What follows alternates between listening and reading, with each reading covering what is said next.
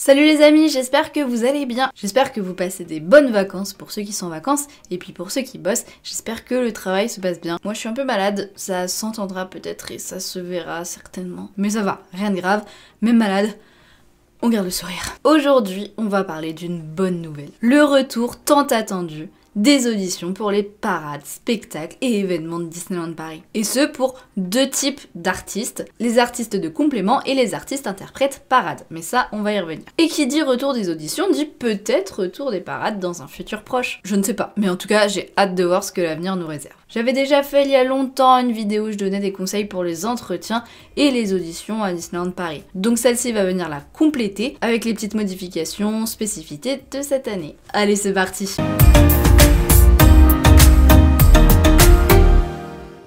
Comme je vous le disais, deux types d'artistes. Dans les deux cas, peu importe pour lequel vous postulez, il faut être quelqu'un d'assez sportif. Ou du moins être assez à l'aise pour bouger et avoir un minimum d'endurance. Parce qu'animer les personnages, les personnages ils sont vrais, il y a personne qui est dedans, il y a personne qui les anime, il y a personne qui... Vous voyez ce que je veux dire. Donc animer les personnages, c'est quand même quelque chose de physique. Donc dans les deux cas, c'est la base. Ce qu'on va vous demander en plus pour les artistes interprètes parades, c'est vraiment un très bon niveau de danse. En soi, c'est logique, mais là, ils demandent vraiment des formations dans la danse, ou si pas de formation, au moins des expériences concrètes de scène, de danse, dans un style classique moderne jazz. Donc pour reprendre leurs habitudes, les équipes de casting de Disneyland Paris iront dans plusieurs endroits de France pour auditionner. Et cette fois, il y aura un peu moins de lieux que d'habitude, il y en aura 3, que je vais vous lire tout de suite. À Pantin, donc, à côté de Paris, les 25 et 26 août 2021. Et vous avez jusqu'au 16 août pour déposer votre dossier de candidature. Et la pré-candidature, comme ça, c'était quelque chose qui était pas forcément là avant, pas tout le temps du moins, donc on va en reparler aussi. Après Pantin, il y aura Lyon les 3 et 4 septembre 2021. Et là, vous avez jusqu'au 20 août pour candidater. Et enfin, Montpellier les 9 et 10 septembre 2021 et vous avez jusqu'au 27 août pour candidater. Mais qu'est-ce que c'est que cette candidature alors? Parce que je sais pas si vous avez déjà passé des auditions ou en entendu parler, mais avant la seule chose qu'on avait à faire la plupart du temps c'était d'arriver avec un CV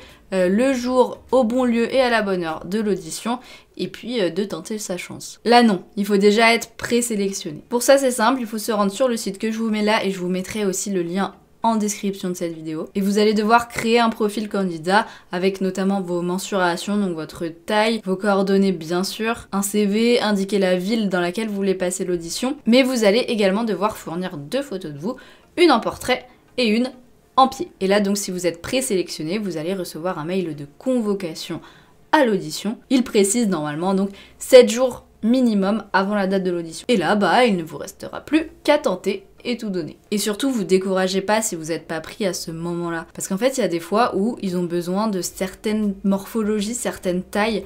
Et si à ce moment-là, c'est pas votre taille qu'on recherche, par exemple, vous faites, je sais pas, 1m70 et qu'on recherche que des gens d'1m50, pas forcément vous allez pas être présélectionné, mais c'est pas à cause de vous, c'est simplement parce qu'à ce moment-là, ils ont besoin d'un certain type de morphologie. Donc c'est pas de votre ressort, donc pas de découragement. Le jour J, du coup, on vous présentera un peu les métiers, blabla, les conditions de travail, blabla. Et puis bien sûr, ce qui va vous arriver dans la journée. Et qu'est-ce qui va vous arriver dans la journée? Eh bien, comme je l'avais déjà dit dans l'autre vidéo, 2 épreuves. La première, appelée animation, en fait c'est un peu une épreuve de théâtre où on va vous demander, par exemple, d'imiter un personnage. Par exemple. En fait, ça va se faire sous forme de plein de petits exercices comme ça.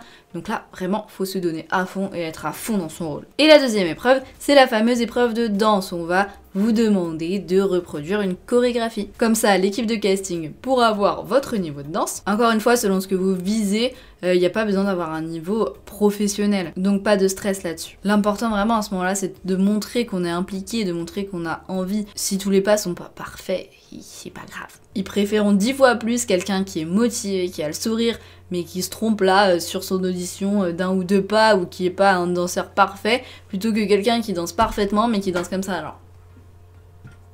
Enfin, le jour où vous verrez un performeur faire la tronche, ce sera pas à Disney, je pense. Et puis, si vous arrivez à passer tout ça, il y aura un petit entretien de motivation basique. Donc voilà, si vous réussissez les épreuves du matin, l'audition peut vraiment durer toute la journée. Donc prévoyez votre journée, prévoyez un petit repas. Voilà, et venez pas avec des vêtements trop serrés parce que vous allez devoir faire des épreuves physiques. Donc mettez des vêtements dans lesquels vous êtes bien, mais ne mettez pas des vêtements trop amples parce qu'ils ont besoin de voir votre silhouette vraiment. Donc si vous mettez des choses vraiment larges, ils pourront pas la voir et ça peut les déranger. Et vraiment, un des conseils les plus importants que je peux vous donner, je sais qu'on le rabâche tout le temps celui-là pour quoi que ce soit, mais vraiment, soyez vous-même. C'est pas une blague, hein. Impliquez-vous, montrez votre motivation. N'oubliez pas que vous postulez pour faire vivre la magie à travers le spectacle, donc montrez du spectacle. Et si vous n'êtes pas les meilleurs danseurs, bah c'est pas grave, mettez-y votre cœur, faites vivre la magie en fait. Parce que faire rêver, c'est un métier. Ça me donne envie de les tenter ces auditions pour m'amuser. Je sais pas.